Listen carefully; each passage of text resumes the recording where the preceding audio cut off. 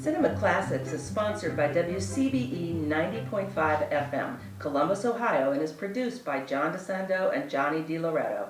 Listen to shows online at WCBE.org.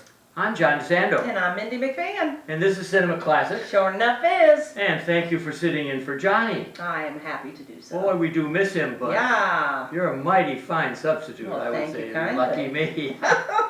and lucky me because I've only heard Aubrey Plaza's name. Mm-hmm. And I suspected she was a comer. I don't watch TV, so I have Right. not seen Parks and Recreation. Right. Have you ever seen her? I've seen every episode. Oh, really? Oh, I love her. What's it? Well, now she's in the film called, what do we call it? Emily the Detective. Emily the Criminal. Called Emily the Criminal. Yep. All right, Yep. so Aubrey Plaza. So just before we get into tell me a little bit about her.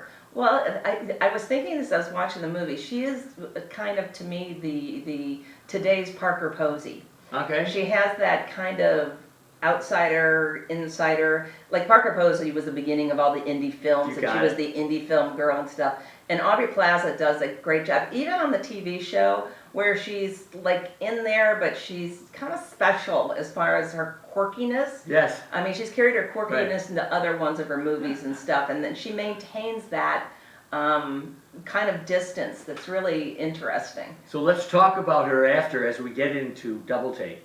But right now, let's talk about her movie, which is a new thriller. Yeah. And I thought I had reached my peak here with the thriller with Charlize Theron in Atomic Blonde and Scarlett Johansson, and these were my ladies. Right, right. Now, all of a sudden, I think I have a new lady. Yeah. What does she bring to this? This is just another thriller. What I think is really interesting, she is a young woman, hopelessly in college debt. Sound familiar to me? $70,000. Yeah, how many people out there? It's probably half of what other people have. Yeah, I mean, when I hear those numbers, it terrifies me. I know. And she's just kind of had it. There's no payoff to all this education she has. And she tries going for jobs, and they either want her to work as an intern without being paid, or she has I don't know if it's not a felony conviction. She has some kind of She has record. two. She has one assault and the other assault. DUI. Yeah. And well, I think the DUI she was lying about to make it look better than an assault. Oh, do you? That's what I think. Oh, wonderful. The assault sounded so terrible, and I love that they never explain it. I do They too. never tell you what the assault conviction was for, and she doesn't offer it up.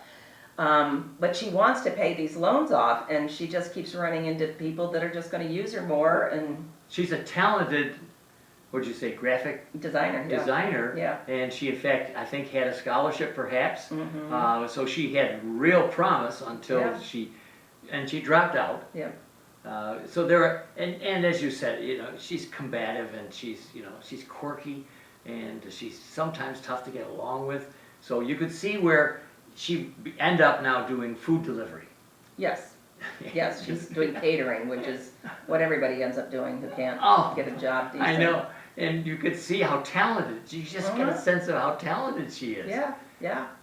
But I think her pushback shows up more, again, because she's a woman. Because if you had a movie with a man pushing back, well, of course he's pushing back. He someday has to feed a family. I still think that exists. Okay. Where a woman's pushback is much more less welcome. Okay. Yeah. So she's got it, and a co-worker gives her a telephone number. What's the deal? He can't work one day at his other job, and asks her if she wants to fill in, and says it's $200. Right. Without a lot of information. Maybe an hour's work. Yeah, not a lot of information. So she shows up at this place to get this $200, and she's pretty savvy, and she's listening to this guy and that whole "this is too good to be true" thing. And she finds out what she's being asked to do is illegal. Yeah. It won't hurt anybody, which I think is interesting with the assault conviction. But she's supposed to go to the store and buy a giant TV with a fake credit card. Yeah, they make credit cards. Yeah.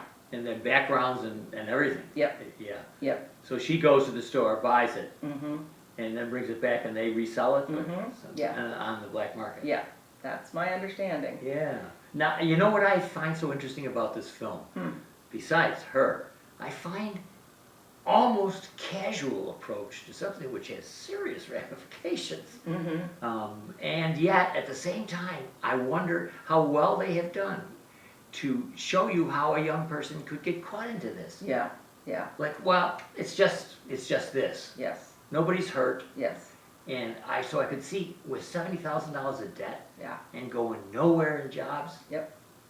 I feel that the film, and the director is John Patton Ford, was really the first big deal for him. That's my understanding, And yes.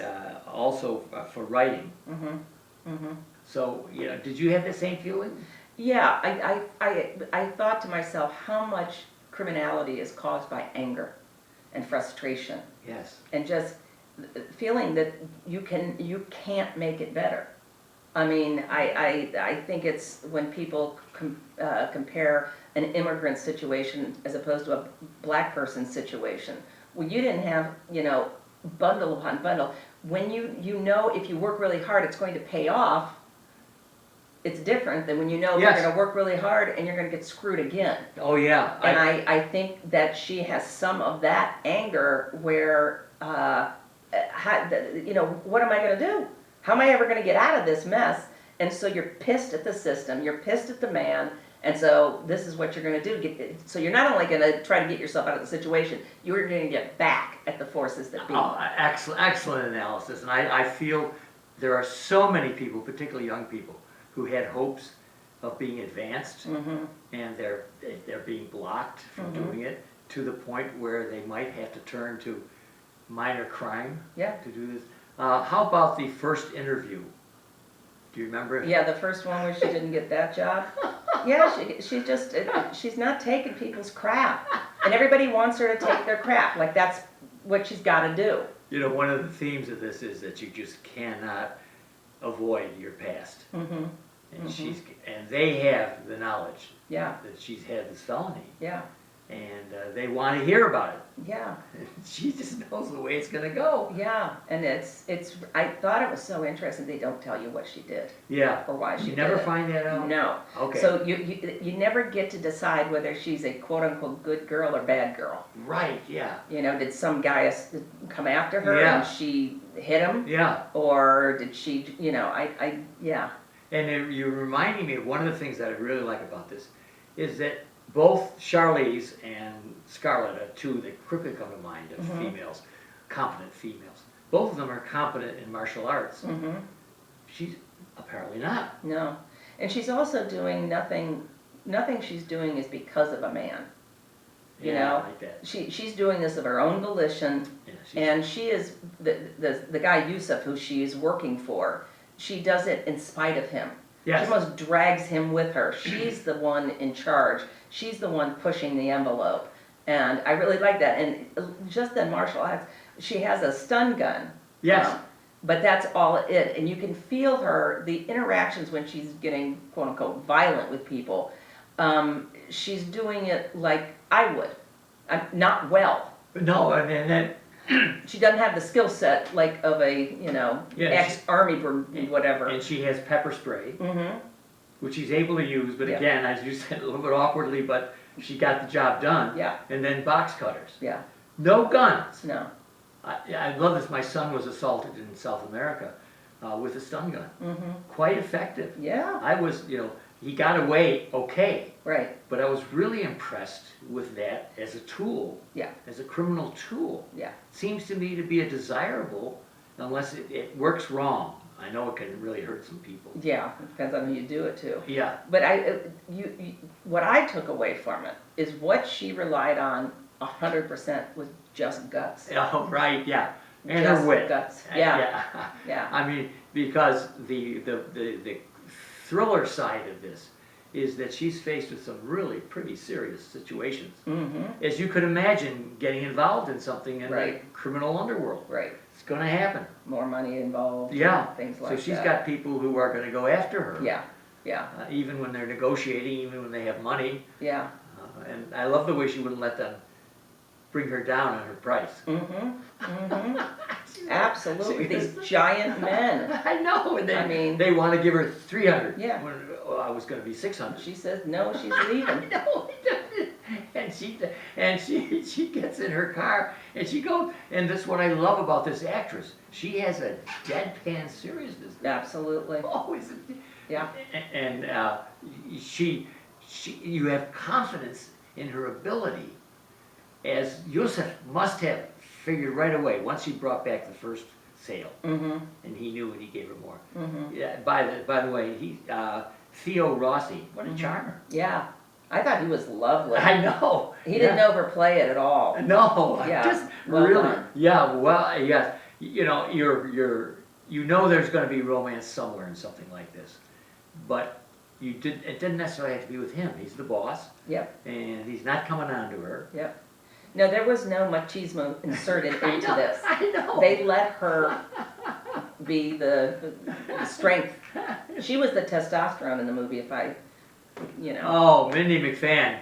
Well, if people want to hear more, and they know we have more to say Mm-hmm. about this great little thriller called Emily the Criminal, Yeah, they're going to have to turn to Double Take yes, they will. on our podcast experience. at More of us is a good WCBE. thing.